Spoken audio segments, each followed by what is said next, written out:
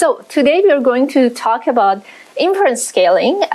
We briefly hinted on this in the first lecture. So there are 3 stages for LLM kind of development. The first one is pre-training. This stage historically takes a lot more time. It could take several months, a whole lot of GPUs that are used for training these.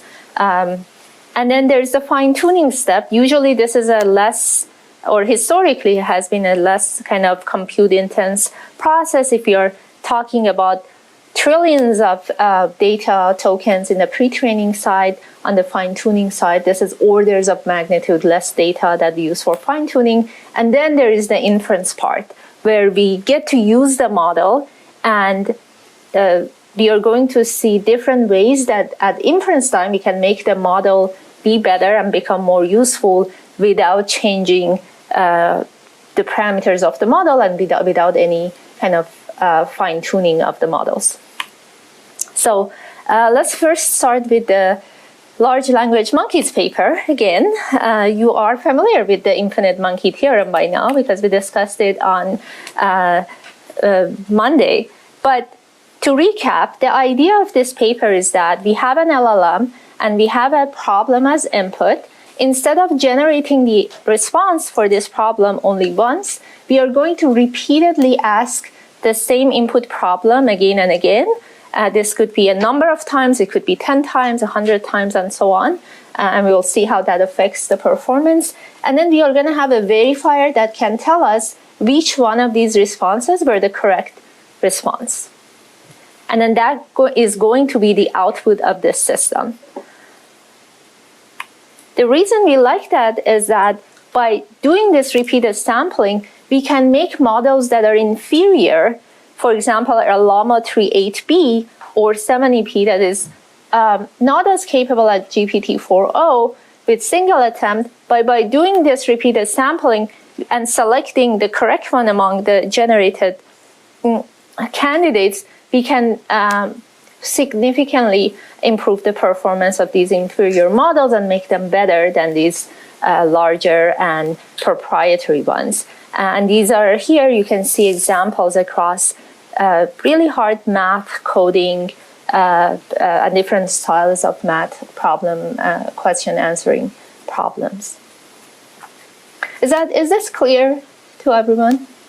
It just seems like the models and smaller models already know the answers to these hard problems, and we are just like, by doing this repeated sampling, we are kind of eliciting those and surfacing those answers. It's just they just don't tell us that in the first trial. Now this kind of paradigm of repeated sampling works well across pretty much any domain that we have tried in so far, including agentic benchmarks such as SuiBench, which kind of mimics like how a software engineer goes about editing code and creating new patches. So here we are seeing the coverage, meaning the fraction of problems that are solved by at least one of the samples. And here on the x-axis, we have the number of samples going from 1 to 1,000. And what we are seeing here is that a model such as DeepSeek can, I believe this was the DeepSeek V3 model, can outperform models such as Claude 3.5 or O1 preview after 1,000 samples. Like, it can solve more coding and software engineering problems than those. And the reason this is interesting is that we are doing, in this case for coding problems, if we have unit tests that we can use to select which one of these samples is correct, then we have an end-to-end automated way to create a more capable model out of this, in this case, out of DeepSeek and open source model.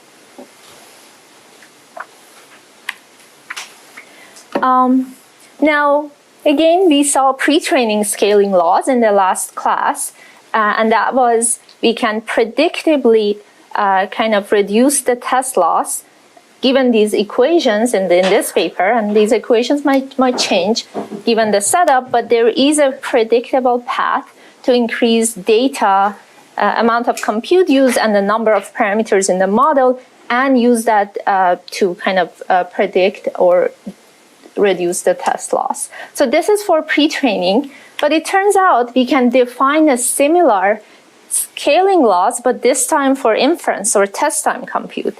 And that is something that we showed in this paper. Basically, you're showing that the relationship between coverage and the number of samples that are being drawn in parallel from the model follow an exponential power law. So assume this C is coverage, meaning how many problems are solved by at least one of the samples, and then K is the number of samples, and A and B are these kind of coefficients that we can find through this, the curve fitting parameters that we can find through this scaling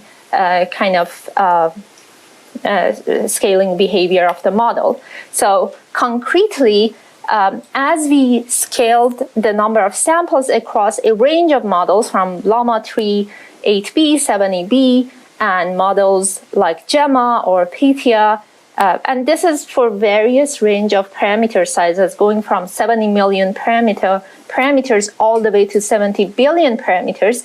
We can see that we can predict this power law and have a predicted curve that closely, for the most part, very closely follows the actual practical kind of coverage that we are seeing as we increase the number of samples. So basically, the way to think about it is that we can predict how many samples, to achieve a certain coverage, how many samples we are going to need to, and how much resources we should allocate to achieve that.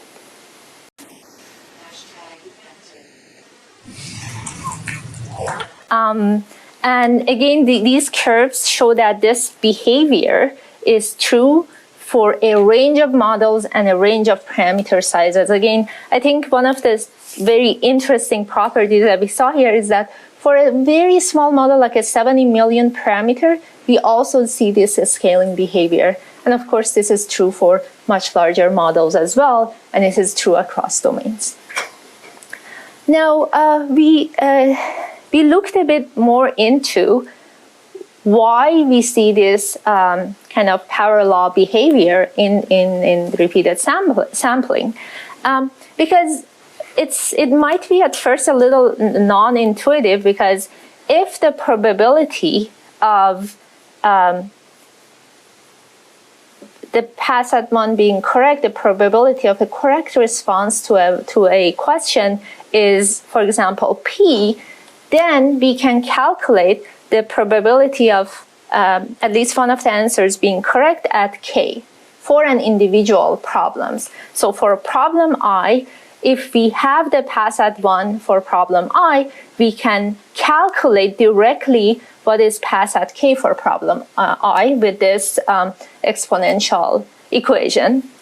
I hope this is clear for everybody, but basically this 1 minus P is the probability of the first like K answers not being correct, and then 1 minus that is the probability of at least one of these K answers being correct. So this is for an individual problem.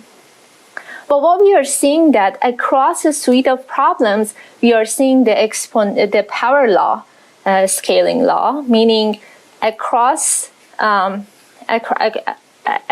these problems, we are seeing the equations are changing. So the question that we wanted to answer is that what kind of behavior should we see across the problem examples in a data set that justifies our our power law scaling laws. And by looking into that further,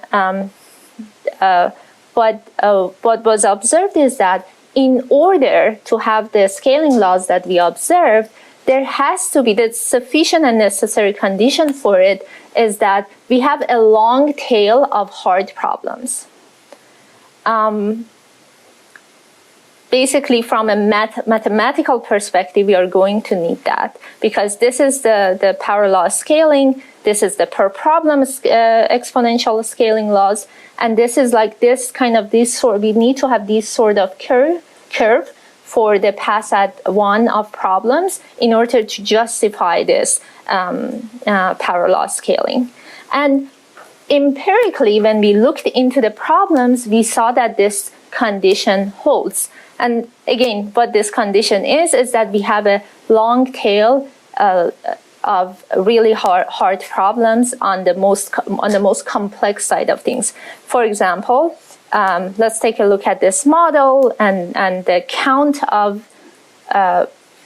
of problems that are solved at pass at 1 and at more and more samples. It seems like across all these problems, a large portion of problems are simpler and they're solved in pass at 1. And as we increase the complexity of the problems, where the pass at 1 probability is going to become lower and lower, we have like a long tail of problems that kind of have that property. So these kind of curve that you see here, from high at simpler problems and low at harder and harder problems, meaning lower and lower pass at 1, is the type of problems, is the type of behavior that we are seeing across these tasks, and that is why we can see the scaling laws that we have observed. Now, what this means for the science and the engineering around LLMs is that while previously companies would spend hundreds of millions of dollars or billions of dollars on pre-training alone, and then a lot less on fine-tuning, and then almost like nothing at each inference call, because it used to be like a one-time back and forth between the user and the query and the model. Now we have a new paradigm where we can spend a whole lot more compute on inference and use that to increase the capability of model. And this compute, the inference compute, can be done offline. We can kind of release our agents to go solve a problem and just keep generating tokens and keep improving the quality of the answers that they generate. Now, when we talk about this repeated sampling, something that's important to kind of have in mind is the need for automated verification. Because if you have a bunch of samples, you still need to know which one of them are the correct ones and how to go about selecting that. In certain domains, verification is easier than the others. For example, for certain types of math problems, you can use formal proofs. So given a proof, the strategy, we can run them by these formal proof kind of software tools to verify whether each step is correct or not. We can write unit tests for coding, and in some cases, writing a unit test arguably is a much simpler task than writing the entire program that solves a problem, right? So the unit test can be written, for example, by humans, and we can use that as our verifier.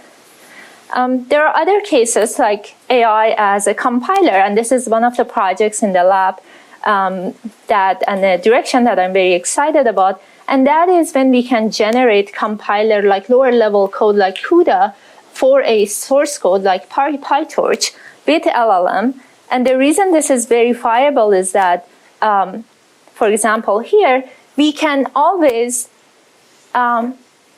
compare the output of CUDA with the source PyTorch and see if they're the same for any given input, right? So we don't need, if we want to say whether the model has generated the correct CUDA code for our source PyTorch code, we can just see whether their outputs match for any inputs.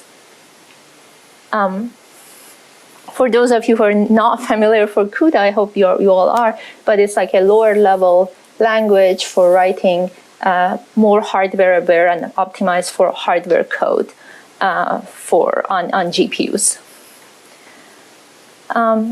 For example, here we have a data set or a benchmark on CUDA generation called kernel bench, and here again we are seeing the same sort of linear improving coverage, in this case for CUDA code generation, as we increase the number of samples that we take from the model. And in this case, we have this again by by default perfect verifier that we can use for measuring the correctness of our CUDA generated code. And there are other examples of this, basically any kind of translation between two languages, if you want to like port from Python or C++ to Java or vice versa. This is true. You can measure the equivalency much easier. Now, there are domains that we don't have verifier for, and in those domains, what we observe was that there is a large gap between best of n methods, such as majority voting, and model-based rankers, and what is the true coverage of the model. Let's take a look at one example here. So here we compared a few different methods. We are going to learn about reward models or verifiers on Monday more, but let's take a look at these examples. So we have a number of samples, and then we are measuring the success rate here, like basically what would be the output of this system. Majority voting, or the green one, is we just see which answer among the generated answers has appeared the most. So based on that, we just select that answer or that response as the output of our system. Does that make sense? It's just majority voting. And the blue line here is coverage. This is assuming we had a perfect selector or verifier in this case. And as you can see here, there is a large difference between majority voting, which plateaus after 10 or 50 samples, and what we could possibly get if we had a perfect verifier. So this is a very, very large gap. Especially, and this gap is even more pronounced if we have harder problems. So for example, the math, capital math here, dataset is a harder, more complex dataset than GSM-8K. And we compared other methods, like using a reward model and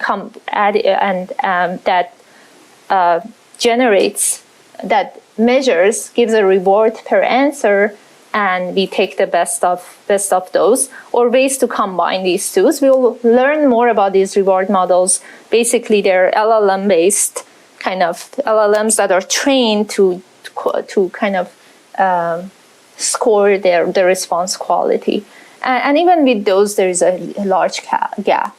And this is what we call the generation verification gap.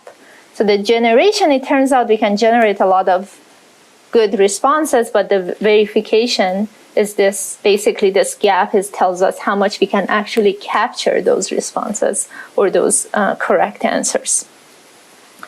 The reason methods such as majority voting doesn't work is that as we look into the quality of answers, it turns out that for some problems that are hardest to solve, sometimes we see that they're solved maybe even once or 2 times or 3 times across the 1,000 or 10,000 samples that we take from the model. So these correct problems are actually very rarely solved by the model with the samples that we are taking from it. So it makes sense that a majority voting mechanism cannot capture those because they're rare. But for many of the problems in this case, especially for the GSM-8K, which is simpler because the answers or responses are simpler to generate, majority voting works for many of the problems. But even in this case, for some of the hardest problems, the frequency of correct answers is actually pretty low. So that makes it harder from a verification perspective. How do you find them? How do you find out which ones are correct?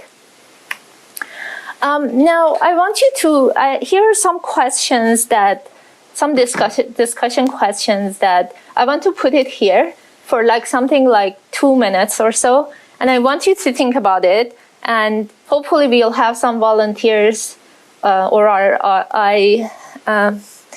volunteer some of you to answer some of them. So 2 minutes for this. Maybe we talk after. Okay, let's get back.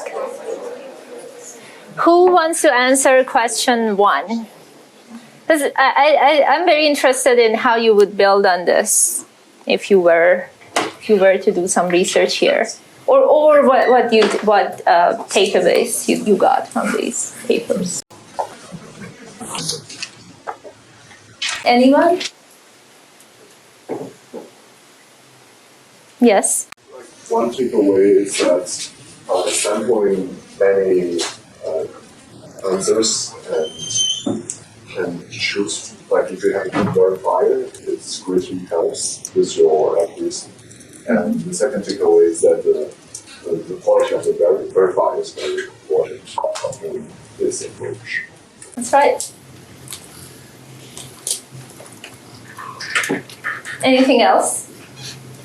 Yes. Thinking on another thing, which is that whether it's possible to raise a model to intentionally generate negative samples. For example, like the model generated 100 solutions and tell the model for each of the solutions that the solution is wrong, to generate a new solution. Even if you're not sure the solution is right. Are you talking about revising a solution? Yeah. By next round? Yeah. Okay, we're gonna hear about it in a minute. Sounds good. Yes? I'm looking at two directions. One is the inference-time per se and accuracy. And for that, I would look at a hybrid approach where I would develop a knowledge graph along with advanced RAG documentation method. And then only returns to the RAG method when I feel the inference time of the score is lesser on the accuracy. And more or less rely on the knowledge graph to give me more accurate answers. That way we can increase the speed of the answer while also maintaining accuracy. So you were suggesting use RAG to boost or compare? We go with the knowledge method first, and then only when we feel that the accuracy is not coming up to the mark, we go through the RAG documentation. Because RAG also learns the time, and if there is Yeah, so you're asking RAG can help with the efficiency in the time domain. we're trying to reduce the dependency on RAG, to increase the accuracy and Okay. One more? Maybe you were waiting. Yeah, so I think something that I've thought about also is just even if it's easy to medium level of difficulty with respect to verification or like verifiable domains, it would be cool to see sort of how passhead K changes with respect to K when we kind of employ sort of initial search techniques, like almost like a self-study approach. If there's some way to maybe consolidate, like let's let the model explore this domain, gather insights as if, we're not asking it to sample any solutions yet. And maybe that can give, way to some output context that we can then funnel into parallel sampling. Yes. And we might see maybe better trends with respect Absolutely. to And we're going to learn about some of there are ways to improve test time scaling beyond just repeated sampling, including self-study, search, and tool use. Maybe one more. Yes. Well, one interesting extension might be to like look at verifiers. I think without a good verifier, then the best you could do is majority sampling. That's what you showed in the previous slide. It usually doesn't work very well for hard problems. But maybe there are some domains for hard problems where it's hard to verify if an answer is correct because it's too expensive or it's just too hard to fluctuate. But it's easy to find if an answer is wrong, right? So you can project bad answers. Maybe that would be more obvious in terms of thinking, and then you can just keep sampling large ones in an evolutionary pattern. So I guess one interesting direction would be trying to look at different domains where there's difficulty, right? And also maybe verification is not fully accurate and maybe it's a bit lost. The verifier is its own model because of the simulation. It's like a physics or a molecular dynamics simulation or robotics something, and then how you would deal with that. Yeah, basically there are other ways to filter out the incorrect answers, maybe use a simulation or some other tool use or another model to do that, depending on the domain. So all of the data set here, the 10,000 different samples per problem, is available on Hugging Face. If anybody is interested to go around how to kind of improve, like shrink that generation verification gap, that could be a potentially a good research project for the course. Yes, last question. Yeah. Could one try to generate multiple verifiers, like maybe generate 10,000 verifiers, and then do majority voting, like on the results that are verified? Yes. That's also a very interesting research question. So on Monday, we're going to learn about this Weaver, which is a work that we've done on ensembling, but like a weak supervised ensembling of verifiers. We don't have 1,000 of them, but we can have 10 or 20 of them. But that direction is definitely also interesting. It's very costly, though, from a compute perspective. Maybe we should move on to the any other, like, about the other two questions, anything? I think we discussed some of it in our discussion, but anything that you want to share last minute? Yes? To what extent was it investigated whether the coverage number is real for these, like, software engineering tasks, for example? Like, it could be passive test cases, but it's actually a matching trick. Yeah, for example, for the math problems, we manually looked into the answered questions, and it was something above like a 90s, like 7-8% by manually checking that. But that's also always a case for a failure mode if your unit tests don't have true like coverage of the code. So the quality of the verifier matters. Yes. Yeah, maybe it's worked out through a person generating it like trees. So you're verifying each node. Yeah. Let's talk about that and what's coming next and how we can make different ways of test time scaling. So with the monkeys framework, we saw that repeated sampling is effective, but there are other ways to scale sampling. And let's take a look at this paper.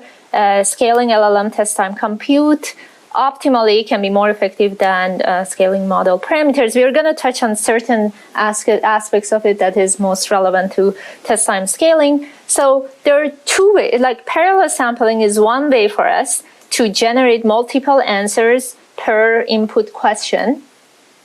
But there is another way to generate answers or use test time scaling to improve the quality, and that is when we do sequential revisions. For example, the model comes up with one initial steps of the problem or one initial approach for solving the problem, and it keeps revising that, or it keeps like improving and adding to that. And that is the sequential approach. So instead of asking the model multiple times, we let the model know that it can keep revising its answers, look into that from different angles, and continue doing so until it's confident that it's ready to generate an answer and then finally output that. Yes? So is this by our own prompting or is it the model's self-readings? In this case, let's assume by our own prompting, but when you look at the reasoning models, they are now trained, like internally we see this kind of behavior in them. So they do this revisions sometimes in their own answers. Now, there is another way to scale test time compute, and that is how we select the answers. So for the parallel sampling, we looked into the outcome, like there are n different responses. We look into the outcome and see if they're correct or not. We mentioned unit tests and so on. But there is also this other way of learning based or outcome reward models where they look into the outcome and say whether they're correct or not. Of course, their accuracy or quality can be limited, especially if we go to new domains. But outcome-based reward model is another way that they look into the final answer and they generate a score. Basically, these models are trained to give a reward based on an output. Then there is also the process reward models. So the difference between process and outcome is that process reward models are designed to give a score per step of the generated solution. For example, we have a math problems. There are like 5 steps that the model takes before generating a solution. Process reward models, again, we learn about this more on Monday, I believe, are trained to give a score for the steps of the generation. So that's the difference between the two. Now, for best of n sampling with a verifier, again, the problem is easy. We generate parallel samples, and then we can use an outcome-based reward model to see which one has the highest score, and then take that as our answer. Then there are other ways that we can bring these reward models into the processing, into our test time scaling framework. For example, here, let's assume at each level of this answering this question, we can take we have a budget of 4 samples. We take these 4 samples, and then here use a process reward model, or PRM, to kind of like, in this case, we select the top 2 with the highest score from our PRM. Then again, we sample from them, and we continue. And we can have a threshold on for selecting the top kind of two kind of responses in this case, and expanding the tree from there. So here we are doing a beam search approach that uses the process reward model to guide how we are sampling our model. Is that clear? Yes. How do you choose the collection? Based on the PRM score. So the process reward model is trained to generate a score, imagine between 0 and 1, based on a step given the question, and or just a step alone.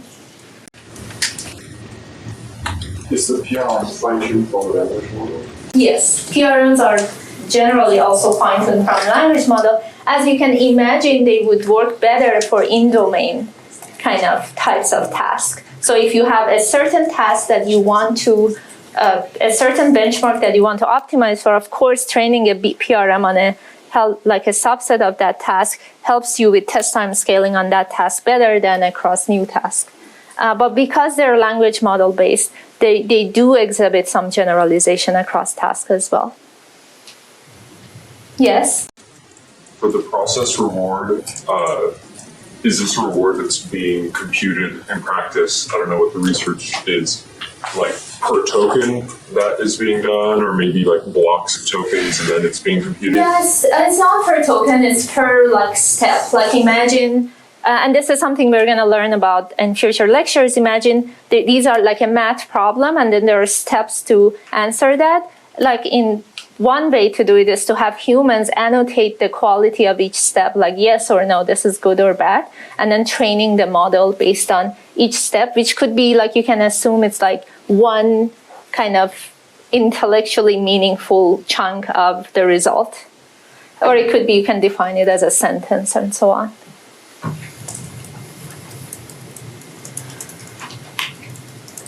And of course, as it's intuitive, it's very intuitive, if you combine the two of outcome-based reward model and parallel best of n and sequential revisions, you get better results. This field is still, there's a lot of unknown kind of questions around this, but combining the two, for example, one simple way to combine that is instead of one sample and revisions, you do 2, and you use your and you get to 2 final answers, and then you use the best one, either using your PRM or ORM to select how the two are. But you're augmenting each parallel sample with these sequential revisions, and you can use a PRM to guide that search for each sequential revision. Something that's interesting is that the PRM, there are many off-the-shelf PRMs that you can use for your task. So you can go and say, take a pre-trained PRM and use that to guide the search for your own task. And you can potentially find a PRM that is most kind of relevant to the type of task that you're doing and you want to do test time scaling on. Or you can train your own PRM and ORM based on your own data as well. So this paper looked into the math data set and something like 12K train set, 500 test questions, used a Palm model. And what was interesting here is that they defined a notion of difficulty for for measuring these different scaling behaviors. And for that, they looked into the pass-at-1 performance of the model on each problem. And by just measuring that, they define, okay, these are the problems that are hard. These are the problems based on like how many of the generated answers are correct across a body of a number of samples. They had like different, like 5 different bins for the complexity of the problem.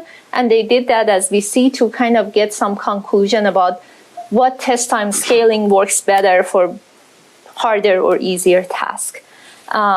They also trained their own process reward model, and even they fine-tuned a model for creating these revisions. But right now, the models, every model that we use, pretty much, it's capable. It's just as long as it's instruction tuned, it's capable of doing revisions if you prompt the model to do so, ask the model to do so. And there are some interesting observations here.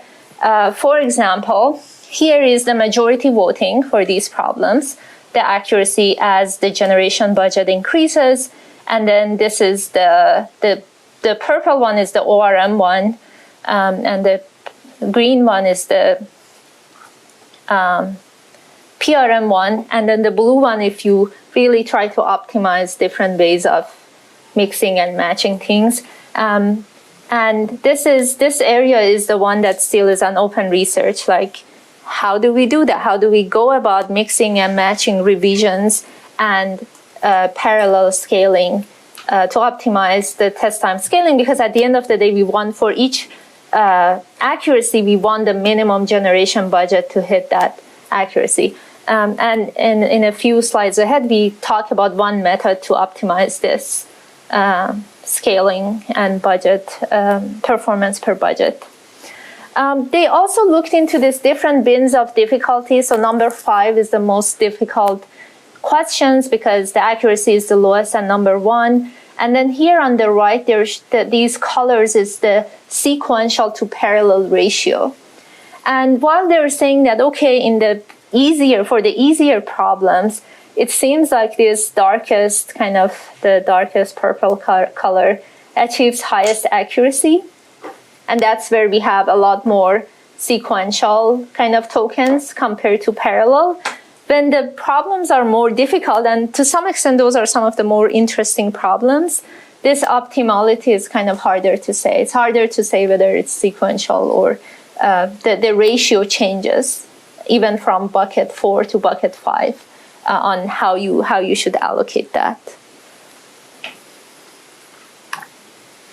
Another observation from this paper was that, and this is still work in progress, and I believe still the true observation as of today is that for easy and medium questions, it seems like additional test time compute can be more favorable than scaling pre-training of the model.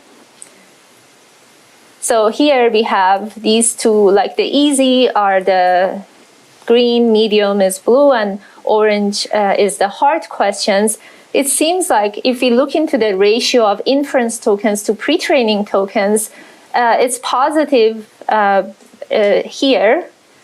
But as we get to, it's positive for the easy and medium problem, but for the hardest problem, it seems like larger models, like more pre-training or larger models, still do better if we are from a tokens optimized perspective.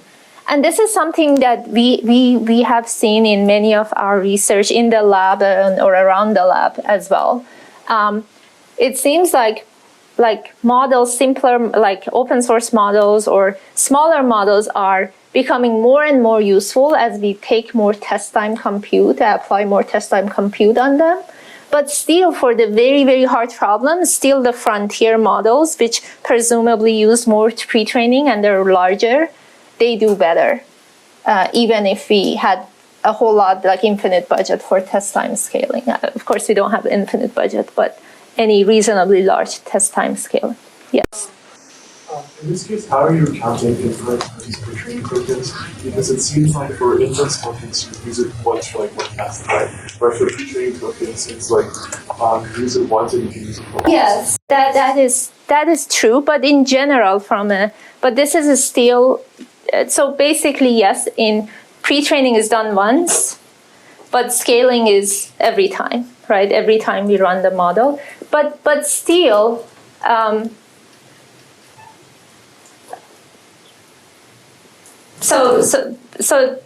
But still, this is an interesting observation from the perspective of, are we done doing pre-training because we can just keep sampling from the models we have? Or no, pre-training is still helpful and we should do more and more, right? Not everyone can pre-train a large model, right? So even if pre-training was an option for was better than test time scaling in any scale, not everyone can do that because it's a very expensive process. So this is very interesting that for many problems we can do test time scaling, even if we do it every time for a new problem because that's feasible. But also on the other hand, for the hardest problems, we still need to do pre-training and better models still do better. Right, that makes sense. I was just curious, like precisely, like in the middle graph, when it says like the ratio is 1 for pre-training of inference to pre-training, does that mean that say there are like 1 trillion pre-training tokens? There's also 1 trillion inference tokens used for a single task. No, it's not. It's not exactly that. It's more like some ratio of pre-training to inference compute. It's not a one-to-one because it doesn't make sense in that case, right? Hard questions part. Why is it that larger models still perform better? Can you take a smaller model and yet make it an expert on hard questions? Yeah, you can always like fine-tune a model to become better on a certain set of questions. But we are talking about a more general perspective of like, let's have a whole lot of data that's like general, not specific to a specific task, and just like compare like the common recipes that we use for training models. Let's just follow that and then see how much they do better at test time.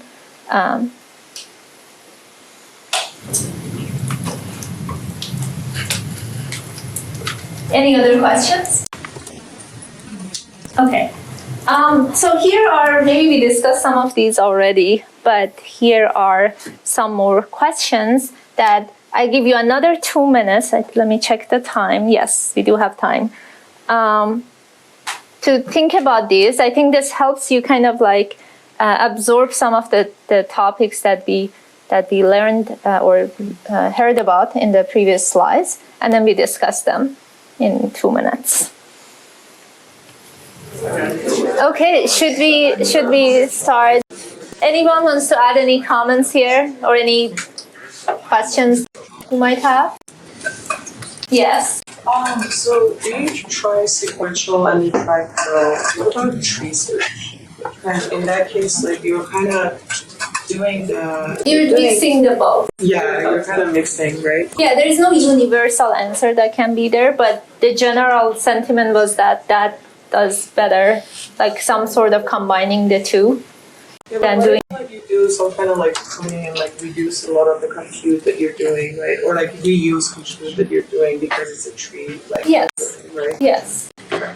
That is when we discussed the beam search stuff and the PRM, like bringing a PRM to kind of cut the tree at each level and explore only the more promising branches. Anything else? Yes. If we had a discussion with one second point where you was thinking that that the easier the problem, the more paths you have towards the success to solving it. Therefore, it could be more sequential. While for harder problems, there are few paths to solving that. You would need many parallel paths to run to find at least one viable solution. I was thinking a little bit also that one could do this in a chain of thought kind of way, where you are doing a chain of thought but verifying throughout the steps in the chain of thoughts instead, and then pruning on these branches that are violating anything. Yeah, so in terms of sequential, you're saying that for easier ones, easier problems, for harder problems, you mean you need more exploration, potentially, for easier. To the correct answer. Well, for easier problems, because like any kind of path might lead us to the correct answer, we might not need to explore different parallel solutions. Yeah, that is an intuitive kind of way of thinking about this. Any other thoughts?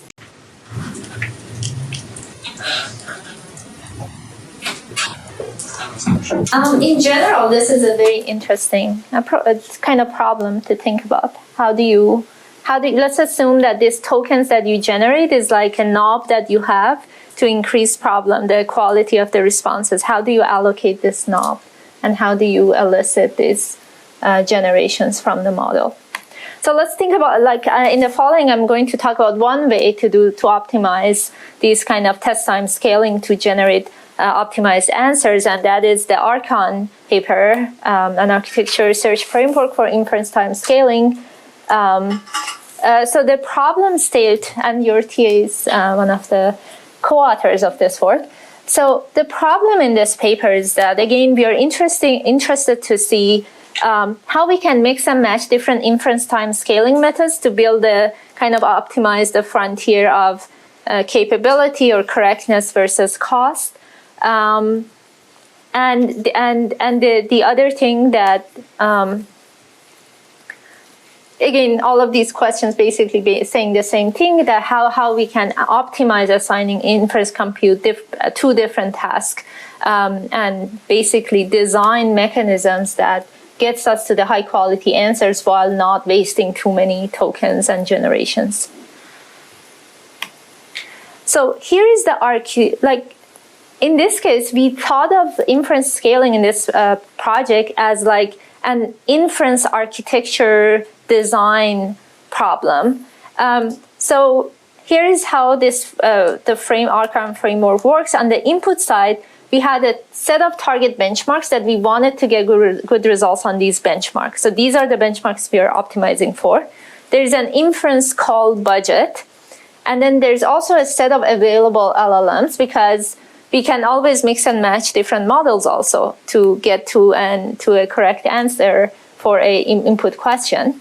And then we have a set of inference time techniques, which I'm going to describe in the following slides.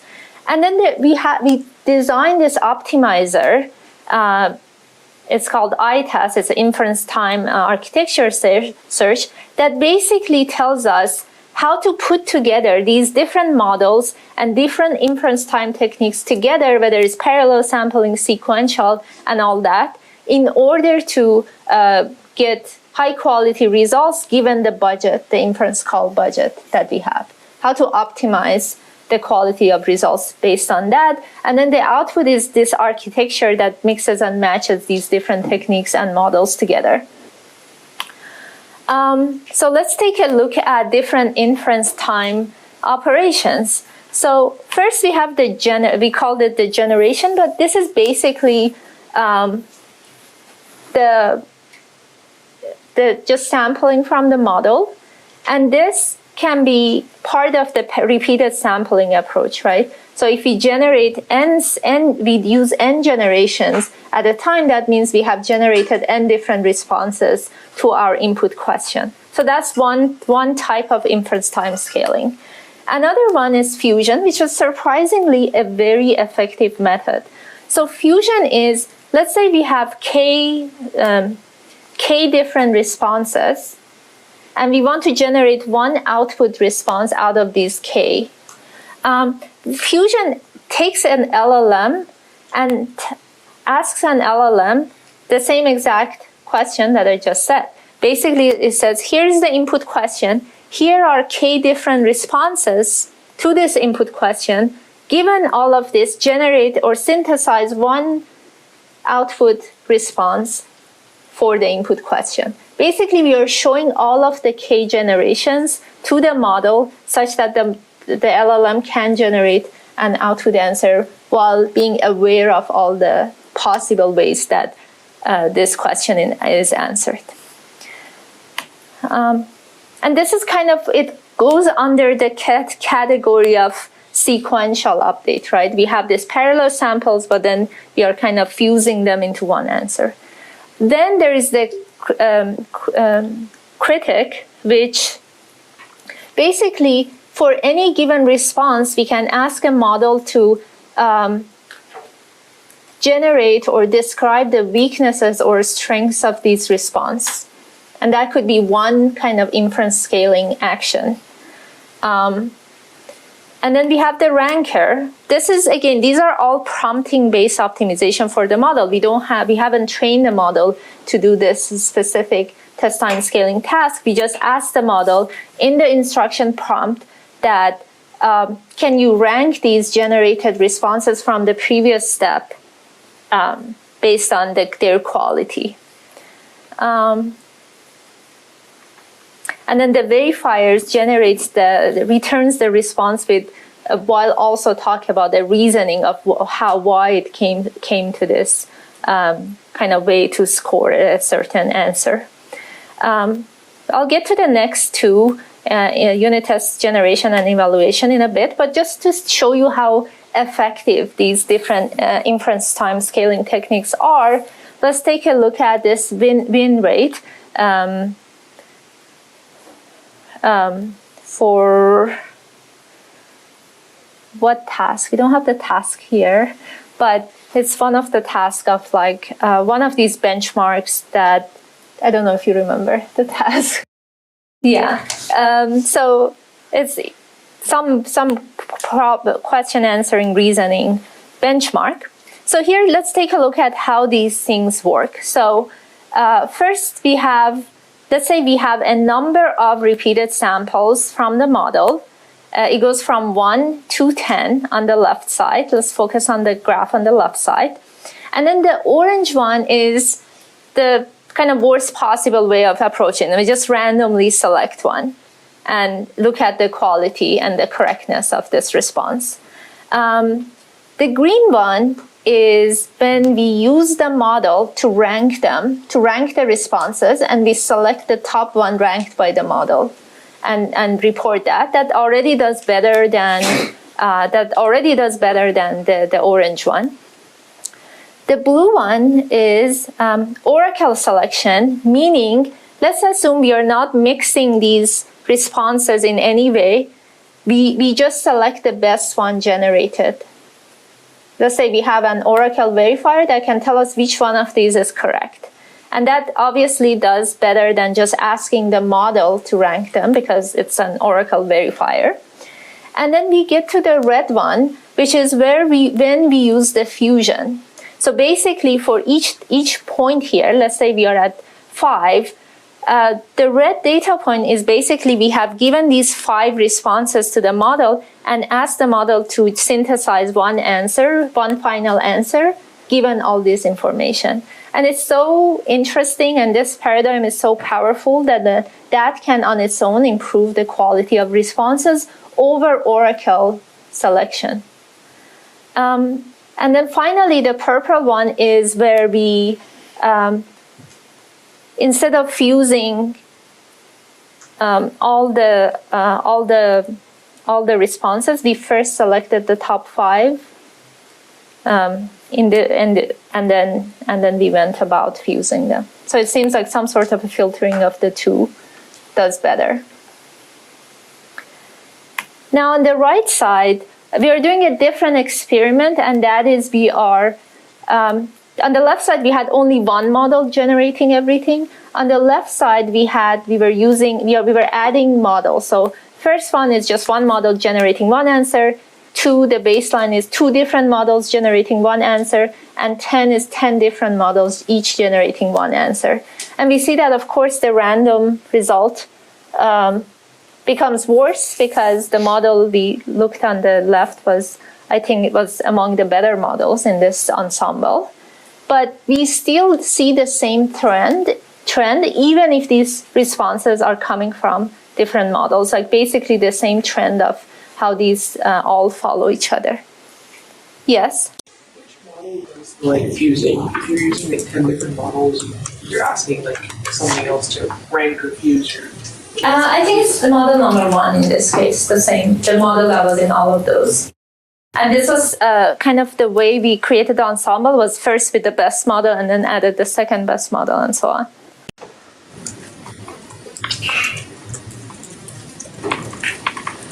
Okay, now let's take a look at a couple other inference time techniques, and that is unit test generation and evaluation. I think one of you were mentioning something like this earlier as well, that where we can ask the model to generate these unit tests, say when it gets to coding task or math problem solving or other reasoning tasks. And the unit test evaluation is even crazier. Like instead of like running the unit test, we are asking the model to evaluate a generated answer against a unit test. For example, here is a prompt, check for, so the coding problem in this case is check for balancedness of round brackets in an input string. That's a coding question, and then here is an example input. Here is the type of unit test that the model could generate. For example, given a string with an odd number of brackets, the solution should output no, which is like a good unit test in this case. Another one is when a closing bracket is encountered, it must match the most recently open brackets that hasn't been matched yet. That's another kind of reasonable unit test, and then you can ask the model to actually generate the code to test this as well. Now let's take a look at the types. I don't know if you guys see this well, but but this is so big, there's no way for me to put it here with like large font. But this is the type of architectures that Arkon found. So basically now, think about it this way. We have different ways of mixing and matching models and inference time techniques, and we can define these layers of optimization. For example, the first layer in this case is generation, and then these generations are from different models in this case. And then we have a critic and a ranker. So basically, the critic will criticize these generations, and then we rank them, and then the optimizer found that we could have a bunch of fusers at this point. Like each fuses these responses into one output, and then we can go from there, continue this critique ranker. And this was like a rather complicated architecture. And the way that we optimize this architecture is that we did some kind of pre-processing to reduce the space of optimization. For example, the fact that we found this sequence of generation, critique, ranker, and fuser do really well. We did that offline, so we limited the search space just because doing this search is very expensive. We need to run a lot of inference calls. But then the way we optimized it, that we had a held out data set that we had a training data set that we could optimize against that and create this accuracy versus the number of calls that we are making to these models, kind of as a metric that we are optimizing against. We want to maximize accuracy and for any given budget, inference budget that we have. And this is for some of the coding problems. This was an optimized architecture. Basically, we generate a ton of samples, we generate unit tests, and then we evaluate them. Now, an interesting property here is that we found that stacking more and more layers of these inference time techniques, or making it deep in a way, actually does help with our accuracy.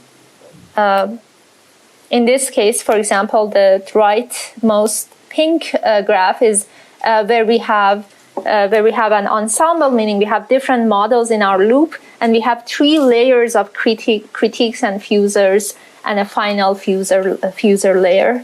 And this is like significantly better across many of these tasks over both just using a simple, the best model only once, or the best model 8 times with like 1 layer of fusion. So it seems like these additional layers that we are adding here is actually just like in deep learning, we are adding layers in pre-training and the model gets better. Seems like these careful kind of addition of these inference layers are helping the model become more and more accurate across many of the tasks.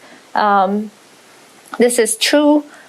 And so now the optimizer itself, we used a Bayesian optimizer, again, to simplify the search space. We did a few things. For example, we limited the optimizer to only use one inference time technique per layer. And the first layer was always just the generator.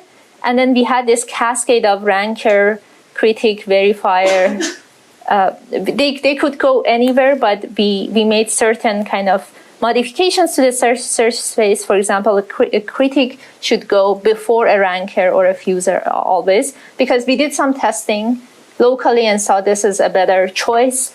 And then a unit test generator must be followed by an evaluator op. We use a Bayesian optimizer to do this. This is often a very powerful methodology.